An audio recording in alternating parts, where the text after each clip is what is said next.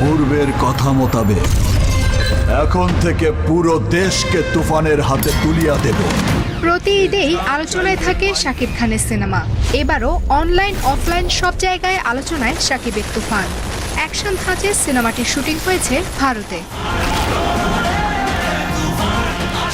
শাকিবের ভিন্নধর্মী look, action, অভিনয় সব মিলিয়ে যেন ভিন্ন বার্তা দিচ্ছে তুফান। শাকিব ছাড়াও অভিনয় করেছেন কলকাতার মিমি চক্রবর্তী, নাবিলা, চঞ্চল চৌধুরী।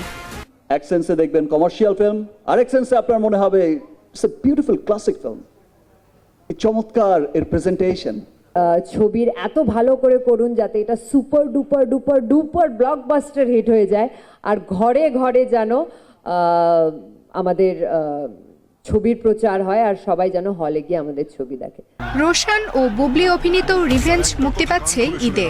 পরিচালনায় এমডি ইকবাল। অ্যাকশনধর্মী এই সিনেমায় দেখা যাবে প্রতিশোধের গল্প। আমি আপনাদের চাকরি করি না, সরকারের চাকরি করি। 2022 সালে পাপ ছবি দিয়ে সবশেষ বড় পর্দায় হাজির হন চিত্রনায়িকা ববি। এবার ময়ূরাক্ষী ছবিতে নয়নতারা চরিত্রে আসছেন তিনি। 2019 সালে চট্টগ্রামে বিমান ছিনতাইয়ের ঘটনা নিয়ে তৈরি সিনেমাটি। মুক্তির তালিকায় আছে মোস্তাফিজুর রহমান মানিকের ক্রাইম থ্রিলার ডার্ক ওয়ার্ল্ড। এতে অভিনয় করেছেন মুন্না খান, কলকাতার নায়িকা কৌশানী সহ অনেকে। এরই মধ্যে দর্শকের প্রশংসা পেয়েছে সিনেমার ট্রেলার।